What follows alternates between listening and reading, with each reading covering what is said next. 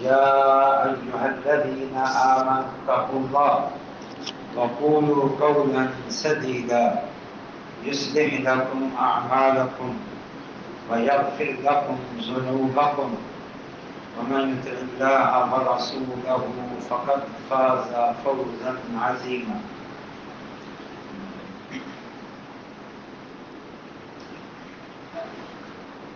معاشرتی آداب اور معاشرے کی اصلاح کے حوالے سے ایک حدیث سے اپنی بات کا آغاز کیا تھا. من سلم المسلمون من لسانه ويده. نبی صلی اللہ علیہ وسلم نے فرمایا حقیقی اور بہترین مسلمان وہ ہے جس کی زبان سے اور جس کے ہاتھ سے دوسرے مسلمان محفوظ ہوں.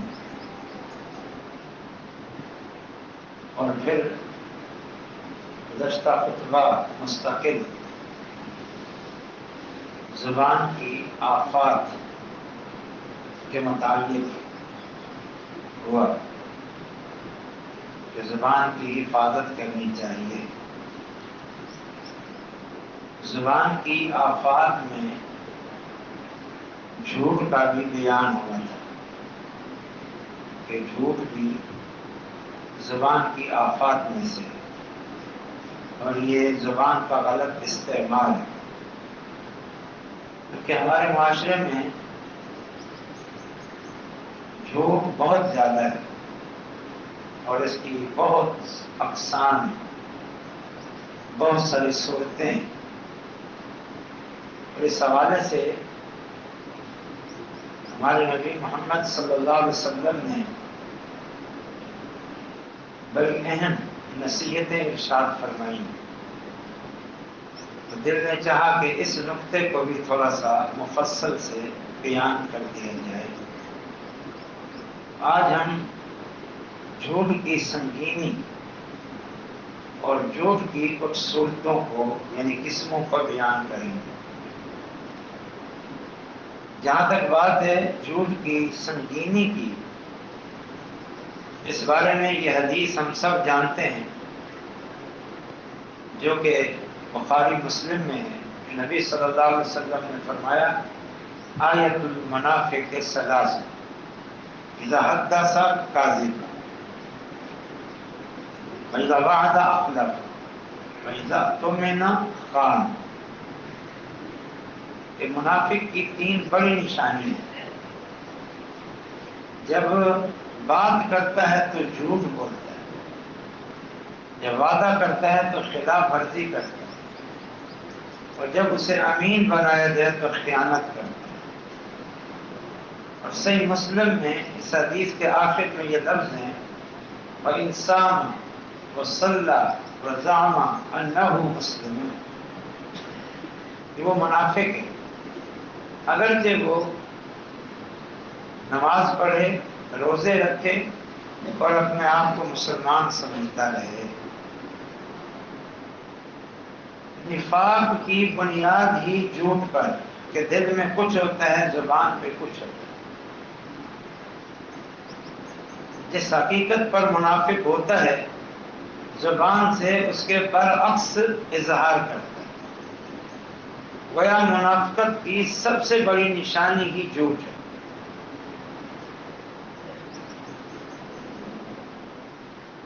ایک اور حدیث سنیں،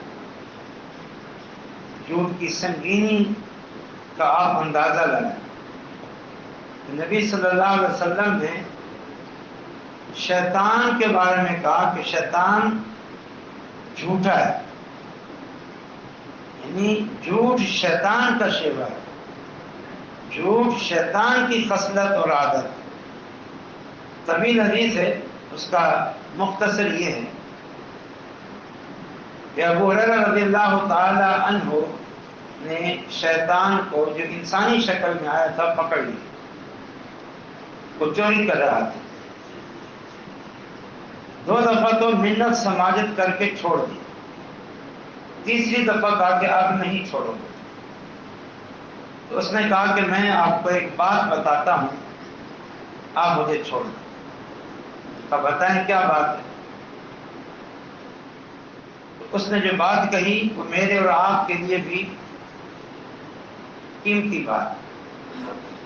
اس نے کہا اذا ویت الى فراشک فقرأ آیۃ الکرسی لن تزال معك من اللہ حافظ ولا يقربك الشیطان حتى تصبح۔ جب تم سونے کے لیے اپنے بستر پر آؤ تو آیت الکرسی پڑھ لیا کرو، اللہ کی طرف سے ایک محافظ تمہارے ساتھ رہے گا اور شیطان تمہارے قریب نہیں آئے گا۔ یہ صحیح بخاری کی حدیث ہے۔ ابو ہریرہ نے اس کو چھوڑ دیا اور صبح اللہ کے نبی صلی اللہ علیہ وسلم کے سامنے یہ ماجرا بیان کیا۔ تو آپ صلی اللہ علیہ وسلم نے جو الفاظ کہے اصل وہ الفاظ ہمارے موضوع سے متعلق ہیں۔ آپ صلی اللہ علیہ وسلم نے فرمایا اللہ اکبر۔ آپ صلی اللہ علیہ وسلم نے ارشاد فرمایا صدقک وہو کذوب، شیطان نے یہ بات سچی کہی اگرچہ ہے وہ جھوٹا، ہے وہ جھوٹا، لیکن یہ بات اس نے سچی کہی۔ آپ دیکھیں اللہ کے نبی صلی اللہ علیہ وسلم نے شیطان کا شیوا، اس کی عادت، اس کی خصلت کیا بیان فرمائی کہ وہ جھوٹا ہے۔ تو جھوٹا ہونا، جھوٹ بولنا تو شیطان کا شیوا ہے، عام انسان کا بھی شیوا نہیں۔ اور مسلمان ہو کے وہ کثرت سے جھوٹ بولے، یہ کس قدر بری بات ہے، اور ایک مسلمان کے لیے کس قدر عیب کی اور طعنے کی بات ہے۔ اللہ کے نبی صلی اللہ علیہ وسلم نے سخت لفظوں میں جھوٹ سے منع کیا۔ بڑی معروف حدیث اس بارے میں ایاکم والکذب فإن الکذب اکذب الحدیث، ایاکم والکذب فإن الکذب یہدی الی الفجور فإن الفجور یہدی الی النار ولا یزال الرجل یکذب حتی یکتب عند اللہ کذابا۔ آپ صلی اللہ علیہ وسلم نے فرمایا اپنے آپ کو جھوٹ سے بچاؤ، ایاکم والکذب، جھوٹ سے بچاؤ۔ پھر آگے جھوٹ کی برائی بیان کی کہ اس کی برائی یہ ہے کہ جھوٹ انسان کو گناہ تک لے جاتا ہے، گناہ انسان کو جہنم تک لے جاتا ہے۔ جھوٹ سے بات چلی تھی اور نتیجہ کیا ہوا؟ جہنم۔ اور آگے مزید کہا کہ ایک بندہ مسلسل جھوٹ بولتا ہے حتیٰ کہ اللہ کے ہاں لکھ دیا جاتا ہے کہ یہ بندہ جھوٹا ہے، اب اللہ کے ہاں وہ جھوٹا لکھا ہوا۔ لوگوں کے ہاں اگرچہ وہ صادق ہو، امین ہو، لیکن اللہ کے ہاں یہ ہے کہ یہ بندہ کذاب ہے، کوئی اس کی عزت، کوئی مقام، مرتبہ باقی رہا جو اللہ کے ہاں لکھ دیا جائے کہ یہ جھوٹا ہے۔ سبحان اللہ۔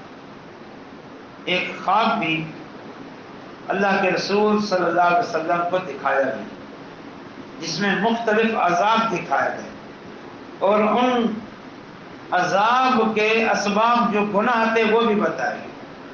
صحیح بخاری میں یہ پورا طویل قصہ ہے، ان میں سے جھوٹ کے متعلق جو خواب کا حصہ ہے وہ سنیے۔ اللہ کے نبی صلی اللہ علیہ وسلم فرماتے ہیں مجھے دکھایا گیا کہ ایک بندہ بیٹھا ہوا، دوسرے کے ہاتھ میں لوہے کا کنڈا ہے مڑا ہوا، وہ اس کے جبڑے میں ڈالتا ہے اور زور سے اس کے جبڑے کو چیرتا ہوا اس کی گدی تک لے جاتا ہے، اس کے نتھنے میں ڈالتا ہے، چیرتا ہوا گدی تک لے جاتا ہے، اس کی آنکھ میں ڈالتا ہے، چیرتا ہوا گدی تک لے جاتا ہے، پھر بائیں طرف ایسا ہی کرتا ہے اور وہ بندہ تڑپ رہا ہے، چیخ رہا ہے، چلا رہا ہے۔ پھر کچھ دیر بعد وہ بندہ جس کے ساتھ یہ ہوا بالکل صحیح ہو گیا، پھر وہ بندہ جو اس کے ساتھ یہ سلوک کر رہا تھا وہ دوبارہ اس کے ساتھ یہ سلوک کرتا ہے اور مسلسل قیامت تک اس کے ساتھ یہ سلوک ہوتا رہے گا۔ نبی صلی اللہ علیہ وسلم فرماتے ہیں میں نے پوچھا اس کا کیا قصور ہے؟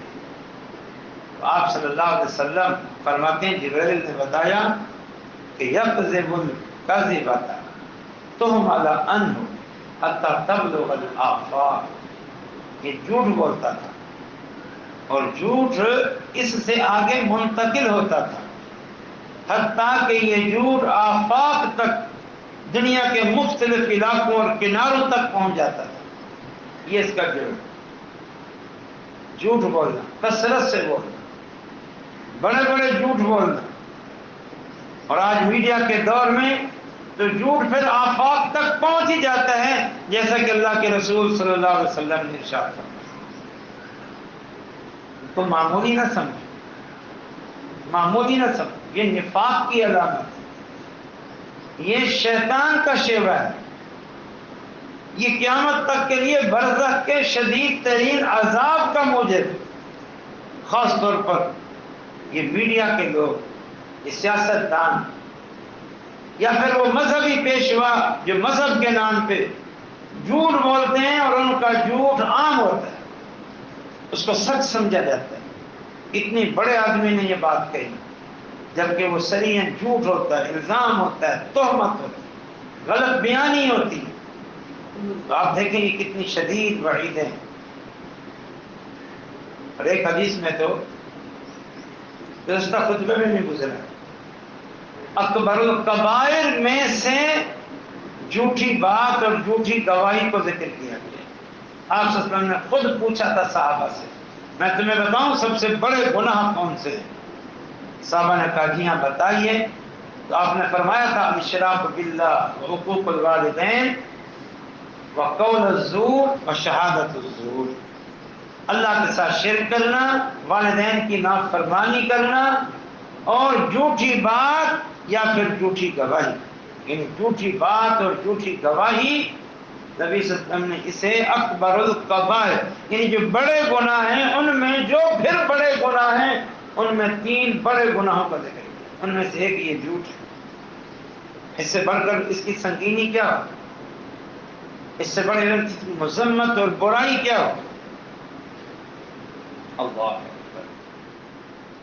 ایک آیت کریمہ سے پتہ چلتا ہے کہ یہ جھوٹ تو ان لوگوں کا شیوہ ہے جو اللہ کو نہیں مانتے، آخرت کو نہیں مانتے، جن کا آخرت پر ایمان نہیں، جن کو مستقبل میں جواب دہی کا ڈر نہیں ہے، یہ تو ان کا شیوہ ہے۔ چنانچہ آیت سنے، سورۃ النحل کی آیت ہے، آیت نمبر 105، انما یفتر الکذب الذین لا یؤمنون بآیات اللہ واولئک هم الکاذبون۔ جھوٹ تو وہ بولتے ہیں جو اللہ پر ایمان نہیں رکھتے، جو اللہ کی آیات پر ایمان نہیں رکھتے، اور وہ جھوٹے ہیں، وہی جھوٹ بولتے ہیں۔ ان کفار کے جھوٹ مختلف قسم کے تھے۔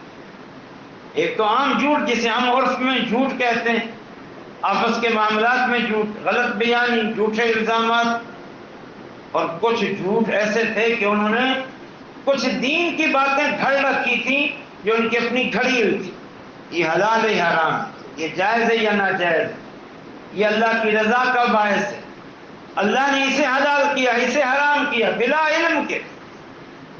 جیسا کہ اللہ تعالیٰ نے قرآن مجید میں ایک جگہ گناہوں کی ترتیب بیان کی، یہ گناہ پھر یہ گناہ پھر یہ بڑے گناہوں کا ذکر کیا، اور چوتھے نمبر پر جو سب سے بڑا گناہ ذکر کیا، وَيَقُولُونَ عَلَى اللَّهِ مَا لَا يَعْلَمُونَ، کہ اللہ پر ایسی بات کہتے ہیں جس کا ان کو علم نہیں ہے، بات اللہ کے بارے میں کہہ رہے ہیں، اللہ کی طرف منسوب کر رہے ہیں، اور علم کچھ نہیں، بلا علم بات۔ یہ تو جو جھوٹ کبیرہ گناہ ہیں، ان جھوٹوں میں پھر یہ سب سے بدترین جھوٹ ہے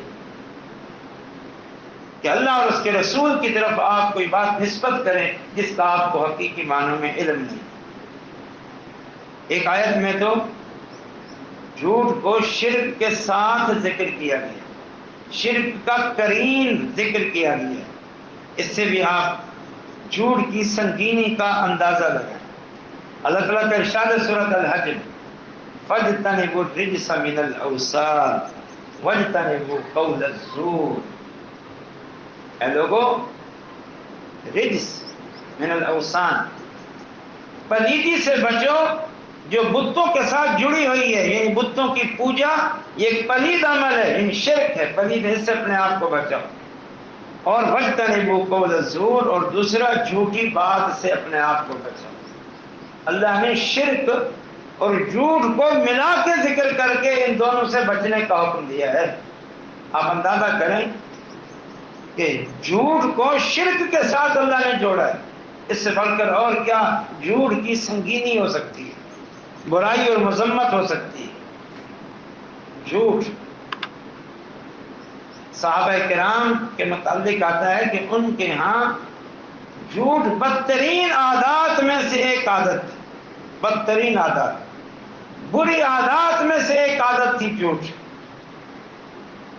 اور جھوٹ کی سنگینی کے حوالے سے آخری بات یہ سنیں، جھوٹ تو ایک ایسی بات ہے کہ جاہلیت میں جو عقل مند، سمجھدار، دانا، سمجھ بوجھ والے لوگ تھے، بھلے وہ مشرک تھے، کافر تھے، لیکن معاشرتی طور پر پڑھے لکھے، سمجھدار، دانا سمجھے جاتے تھے، وہ بھی جھوٹ کو بہت بڑا عیب سمجھتے تھے۔ مشہور قصہ ہے، ابو سفیان جو بھی مسلمان نہیں ہوئے تھے، ہرقل کے دربار میں روم کے بادشاہ نے بلایا تھا نبی صلی اللہ علیہ وسلم کے متعلق معلومات کرنے کے، اور یہ ابھی کافر تھے۔ اس نے کہا تھا جو کچھ کہنا ہے آپ نے سچ کہنا، جھوٹی بات نہیں کہنی، وگرنہ عرب کے دوسرے بندے میں نے تمہارے پیچھے بٹھائے ہوئے ہیں، اگر تم نے کوئی جھوٹ بولا تو وہ مجھے بتا دیں۔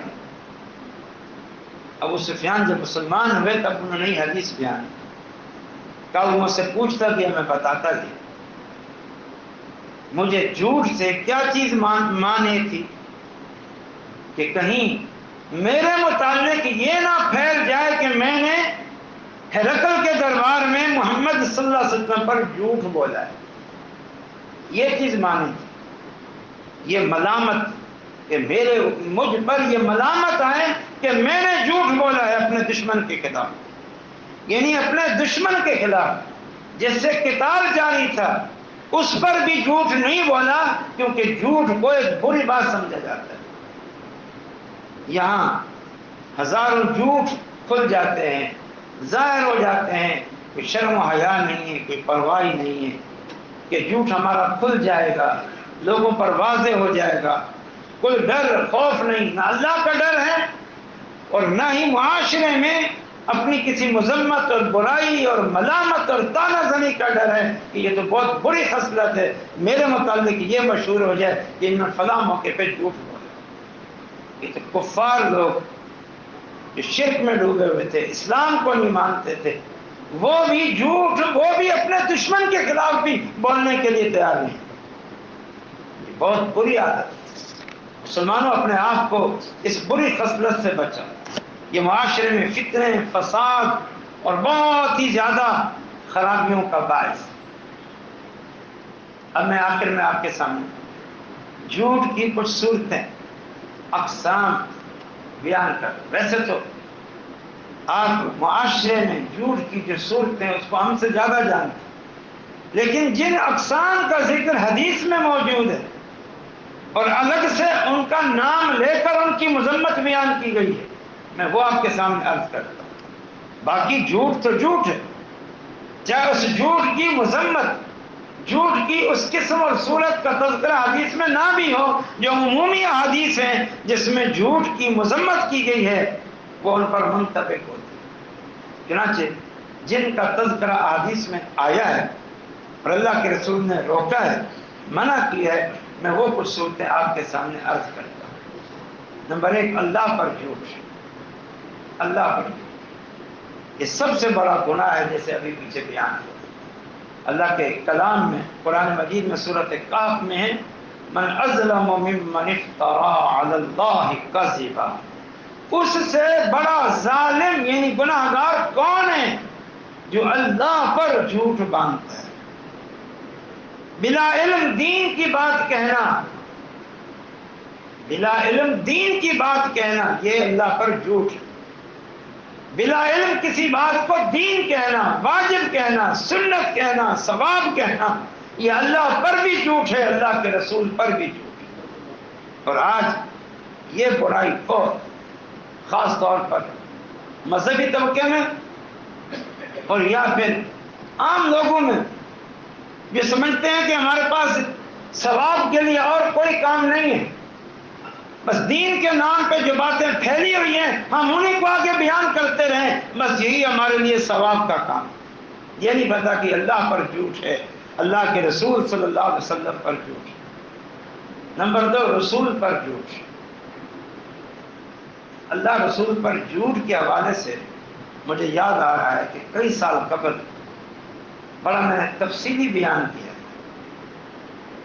5-6 خطبات جمعہ اس پر میں نے، بلکہ شاید اس سے بھی زیادہ، اور میں نے اس موقع پر جو جھوٹی احادیث معاشرے میں پھیلی ہوئی ہیں، کھڑی ہوئی ہیں اور زبانیں زد عام و خاص ہیں، میں نے ان کی بھی نشاندہی کی کہ یہ بہت بڑا گناہ ہے۔ رسول اللہ پر جھوٹ کے بارے میں حدیث سنیں، فرمایا من قذب علی متعمدا فلیتبوأ مقعدہ من النار، بخاری مسلم کے حدیث ہے، جو مجھ پر جان بوجھ کے جھوٹ بولتا ہے، یعنی میری طرف ایسی بات کی نسبت کرتا ہے جو میں نے نہیں کی، اللہ کے نبی صلی اللہ علیہ وسلم فرماتے ہیں وہ ابھی سے اپنے آپ کو جہنمی سمجھ لے، سمجھ لے کہ وہ پکا جہنمی ہے۔ یہ اللہ کے رسول صلی اللہ علیہ وسلم نے ہر ایک شخص کو یہ تنبیہ کی، تو خبردار ہو جائے، چکنا ہو جائے، دین کے معاملے میں بلا علم کے کوئی بات نہ کہے۔ نمبر 3، جھوٹے خواب، اپنی شہرت کے لیے، اپنی بڑائی کے لیے، اپنی نیک نامی کے لیے جھوٹے خواب۔ کچھ مذہبی پیشوا اور مذہبی لوگ ہیں جو اپنے آپ کو ولی اللہ اور پتہ نہیں کیا کچھ ثابت کرنے کے لیے آئے روز جھوٹ بولتے رہتے ہیں تاکہ لوگوں کا ان کے بارے میں بڑا اچھا گمان ہو جائے کہ بڑے ولی اللہ ہے۔ جھوٹ پہ جھوٹ بولتے ہیں، جھوٹ پہ جھوٹ بولتے ہیں۔ نام میں نہیں رہتا، کچھ عرصے قبل ایک بہت بڑی مذہبی شخصیت جس کو سمجھا جاتا ہے، اس کے جھوٹ، جس کو شیخ الاسلام لوگ سمجھتے ہیں، اس کے جھوٹ کتنے ظاہر ہوئے۔ اور ایک اور شخصیت ہے جسے مبلغ اسلام سمجھا جاتا ہے، اس کی ہر تقریر دسیوں جھوٹی باتوں پر مبنی ہے، اللہ پر جھوٹ، رسول پر جھوٹ، جھوٹ پر مبنی۔ کوئی کتاب پڑھ لی ہے لگتا ہے وہاں سے چن چن کے حدیث بیان کرتے ہیں، کوئی اللہ کا ڈر نہیں ہے، خوف نہیں۔ یہ بھی جھوٹے لوگ ہیں، یہ بھی جھوٹ ہے جو بدترین جھوٹ ہے، یہ دنیاوی جھوٹوں سے بڑا جھوٹ ہے یہ جو اللہ رسول پر جھوٹ بولتا ہے۔ جھوٹے خواب، جھوٹے خواب کے بارے میں حدیث ہے، نبی صلی اللہ علیہ وسلم نے فرمایا، صحیح بخاری کی حدیث ہے، ان من افر الفراء ان یری عینیہ ما لم ترى، بڑے جھوٹوں میں سے جھوٹ یہ ہے کہ انسان اپنی آنکھ کو وہ چیز دکھائے جو اس نے دیکھی نہیں ہے، مطلب ایسے خواب بیان کرے جو اس کو آئے نہیں ہے، جو اس کو آئے نہیں ہے۔ فرمایا یہ بڑے جھوٹوں میں سے ایک جھوٹ ہے۔ اسی طرح تہمت لگانا، جس کا بیان گزشتہ جمعے بھی زبان کی آفات میں بیان ہوا، یہ بھی بہت بڑی بیماری ہے، وبا ہے، خرابی ہے جو آج ہمارے معاشرے میں موجود ہے۔ اور اس بارے میں حدیث بیان کی تھی ہم نے ابو داؤد کے حوالے سے کہ نبی صلی اللہ علیہ وسلم نے فرمایا پل صراط پر ہر اس شخص کو روک لیا جائے گا جس نے کسی پر تہمت لگائی ہے جھوٹی، اور جب تک اس تہمت کی سزا نہیں مل جائے گی اس وقت تک پل صراط پر سے گزرنے کی اجازت نہیں دی جائے گی۔ اور اس حوالے سے سب سے بڑی اور بدترین ایک صورت ہے وہ جھوٹی گواہی ہے، عدالتوں میں، پنچایتوں میں، فیصلوں میں، دوستوں کا خیال رکھتے ہوئے، پڑوسیوں کا خیال رکھتے ہوئے، رشتہ داروں کا خیال رکھتے ہوئے، تعلقات کا خیال رکھتے ہوئے، یا پھر مال کھا انعام کی لالچوں میں یہ جھوٹ عام، اور جھوٹ کی بنیاد پر کتنے غلط فیصلے عدالتوں میں ہوتے ہیں، پنچایتوں میں ہوتے ہیں، حلال حرام بن جاتا ہے، حرام حلال بن جاتا ہے، وہ پتہ نہیں ہے کہ یہ کتنی بڑی بات ہے۔ اور اس بارے میں ابھی آپ نے حدیث سنی تھی، نبی صلی اللہ علیہ وسلم نے فرمایا سب سے بڑے گناہ 3 ہیں، ان میں سے ایک شرک، دوسرا حقوق والدین، اور تیسرا مطلقاً جھوٹی بات یا پھر جھوٹی گواہی۔ جھوٹی گواہی، جھوٹی گواہی بہت کبیرہ گناہ میں سے، سبحان اللہ۔ تہمت لگانے کے حوالے سے ایک اور حدیث میں، ایاکم والظن فإن الظن اکذب الحدیث، نبی صلی اللہ علیہ وسلم نے فرمایا، سے بخاری مسلم کی حدیث ہے، ایاکم والظن، یہ معروف حدیث ہے، اپنے آپ کو بدگمانی سے بچاؤ۔ کسی کے متعلق تم گمان کی بنیاد پر بات کرو اور پھر وہ بھی بدگمانی ہو، فرمایا اس سے اپنے آپ کو بچاؤ۔ فإن الظن اکذب الحدیث، فرمایا یہ گمان کی بنیاد پر کسی کے بارے میں بدگمانی کرنا، اپنے خیال کی بنیاد پر کسی کے بارے میں بدگمانی کرنا، فرمایا اکذب الحدیث، یہ جھوٹی باتوں میں سے سب سے بڑی جھوٹی بات ہے، اور یہ سب سے بڑی بیماری ہے ایک دوسرے کے بارے میں حسن ظن نہیں، اچھا گمان نہیں ہے، بدگمانیاں عام، بدگمانی، حتیٰ کہ کوئی اس سے نہیں بچتا، حتیٰ کہ علماء، واعظین، خطباء، مساجد کے امام، ان کے متعلق بھی بدگمانیاں کی جاتی، ان کے بارے میں بدگمانیاں کی جاتی، تہمتیں لگائی جاتی، یا ظاہراً یا پھر زبانی زبان میں، دل ہی دل۔ اللہ سے ڈرنا چاہیے، جو جس قدر کسی معاشرے میں عزت اور مقام اور مرتبہ رکھتا ہے اس کے متعلق اسی قدر بچنا چاہیے، احتیاط کرنا چاہیے۔ دنیا میں کوئی چیز عام اور برائی ہے، اس کا مطلب یہ نہیں ہے کہ ہر ایک پر اس کا ملبہ ڈالو کہ یہ بھی ایسا ہے، یہ بھی ایسا ہے، یہ بھی ایسا ہے، یہ بھی ایسا ہے۔ ایسا لگتا ہے کہ بدگمانی کرنے والا خود دنیا کا پاک ترین آدمی ہے اور اس کی نظر میں دوسرے سب سے بدترین آدمی ہے۔ اسی طرح مزاحن جھوٹ بولے، مذاقیہ، مزاحن، اس مذاق کے طور پر جھوٹ بولنا، ہنسی مذاق کے طور پر، کسی کو ہنساتے ہوئے لطیفے کے طور پر جھوٹ بولنا، یہ بھی قابل مذمت ہے، جس کو ہم جائز سمجھتے ہیں۔ یار میں مذاق کر رہا ہوں، اب میں تو یار لطیفہ سنا رہا ہوں، لطیفوں میں بے حیائی بھی موجود ہے، بےہودگی بھی موجود ہے، اور جھوٹ تو ہے ہی ہے۔ اکثر لطیفے جھوٹ پر مبنی ہوتے ہیں اور پھر ان میں بے حیائی پوشیدہ ہوتی ہے اور ہم مزے لے لے کے یہ چیزیں بیان کرتے ہیں، پھر عادت بن جاتی ہے۔ تو مزاحن جھوٹ بولے، ذرا حدیث سنیں، یہ مسند احمد کی حدیث ہے، شیخ البانی نے صحیح غیر ہی کہا ہے۔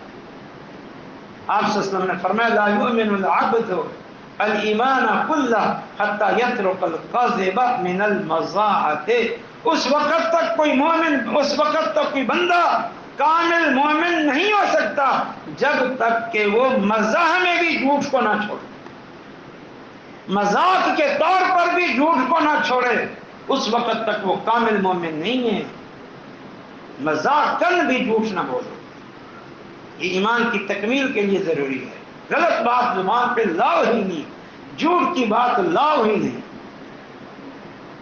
لوگوں کو ہنسانے کے لیے جھوٹ، اس کی الگ سے کوئی جھوٹے وعدے پیچھے گزرے منافقین کی علامتوں میں سے یہ بات، اذا وعد اخلف، جب وعدہ کرے تو وہ خلاف کرے، لیکن کسی وعدے کی خلاف ورزی کرنے والے پر یہ تہمت بھی نہ لگاؤ کہ یہ جان بوجھ کے وعدہ کی خلاف ورزی کر رہے۔ ہو سکتا ہے اس کے پاس کوئی عذر، عذر تو مومنوں کے ہاں قبول ہوتا ہے، مقبول ہوتا ہے، لیکن اب ہمارے اندر ایک خرابی یہ بھی ہے، ہم فٹ سے حکم لگا دیتے، کسی سے وعدہ خلافی ہوئی بس یہ منافق، امانت وقت پہ نہیں دی بس یہ منافق، ہو سکتا ہے کہ اس سے چوری ہو گئی، اس سے ضائع ہو گئی، وعدہ خلافی کر بیٹھا لیکن جان بوجھ کے نہیں کی اس نے.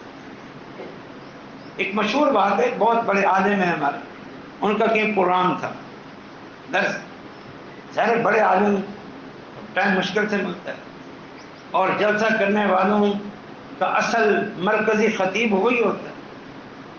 اس کی آمد سے ان کو خوشی ہوتی ہے، اس کی آمد نہ ہو تو ان کو مایوسی ہوتی ہے، وہ نہیں پہنچ سکے تو وہ صاحب بہت ناراض. چند مہینے بعد کسی اور علاقے میں کسی پروگرام پر وہ صاحب جنہوں نے جلسہ کرایا وہ پہنچے، کھانے کی مجلس لگی ہوئی، بڑے عالم موجود ہیں. ان سے پوچھتے ہیں حضرت یہ منافق کی کیا علامت ہے؟ منافق کی کیا علامت ہے؟ انہوں نے کہا ان میں سے ایک یہ ہے کہ وعدہ کر کے خلاف ورزی کرے. آپ یہ پوچھنا چاہتے ہیں؟ پھر انہوں نے کہا اچھا یہ بتائیں کسی کے بارے میں بدگمانی کرنا اس کی کیا وجہ؟ کیا مطلب؟ کا مطلب یہ کہ آپ نے پلٹ کے کبھی مجھ سے پوچھا کہ میں اس دن آپ کے پاس آپ کے جلسے میں کیوں نہیں پہنچ سکا؟ پوچھا آپ نے؟ آپ تو غصے میں تھے. یہ نہیں پتا کہ میں اپنی گاڑی پہ گیا، راستے میں گاڑی خراب ہو گئی اور وہاں کتنا گھنٹے بے یار و مددگار میں کھڑا رہا، کتنی مشکلوں سے کتنی گھنٹوں بعد گاڑی بنی، اور جب گاڑی بنی اس وقت تک جلسہ کب سے ختم ہو چکا ہو، تو پھر مجھے واپس جانا پڑا. آپ نے پوچھا مجھ سے، بدگمانیاں بھی نہ کریں.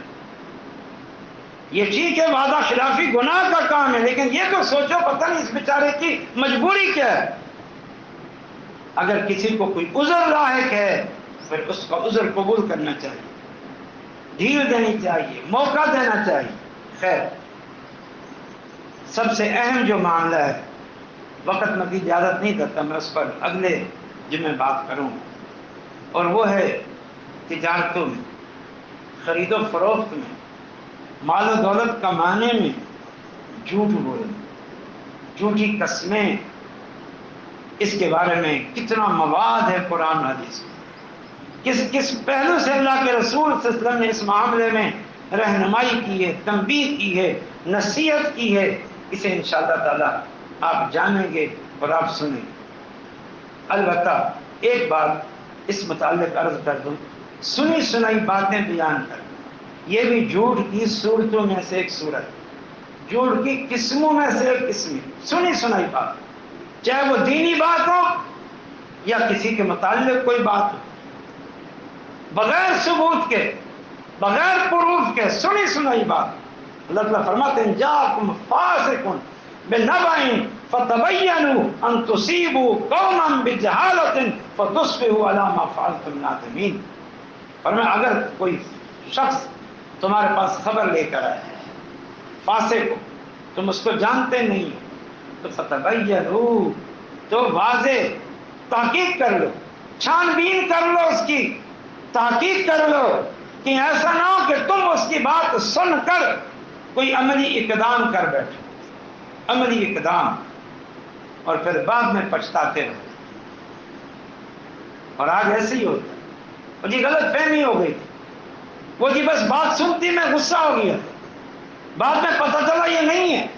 اکثر خاندان میں جھگڑے، دو پارٹنروں میں جھگڑے، کاروباری شریکوں میں، میاں بیوی میں جھگڑے، ماں سنی سنائی باتوں پر، ظن و تخمین اور بدگمانیوں پر ہوتے ہیں.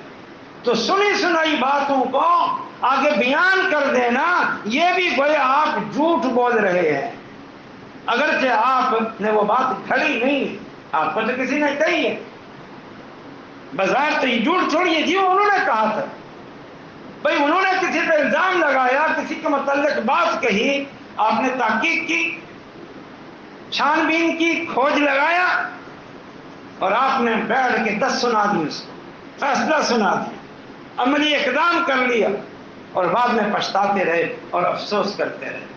اس بارے میں حدیث نے کفا بالمرء کذبا ان یحدث بکل ما سمع، صحیح مسلم کی حدیث ہے، نبی صلی اللہ علیہ وسلم نے فرمایا کسی بندے کے جھوٹے ہونے کے لیے اتنا ہی کافی ہے کہ سنی سنائی بات آگے بیان کر دے. یہ نہیں ہے کہ حقیقتاً واقعتاً وہ غلط بیانی سے کام لے رہا ہے، جان بوجھ کے جھوٹ بول رہا ہے، تہمت لگا رہا ہے، تب وہ جھوٹا ہے۔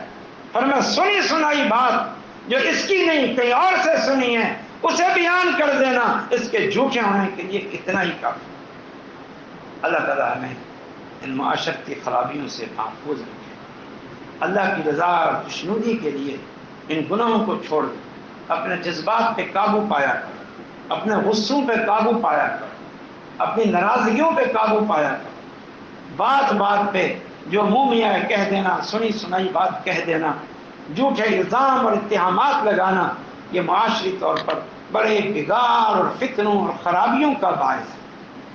ویسے ہی ہمارا معاشرہ اس وقت بڑی مہنگائی کی دلدل میں ہے، لوگ پریشان ہیں، لوگ بہت ہی پریشان ہیں، اوپر سے معاشرت کی خرابیاں اس زندگی کو اور اجیرن بنا دیتی ہے اور تنگ بنا دیتی ہے اور مشکل بنا دیتی ہے۔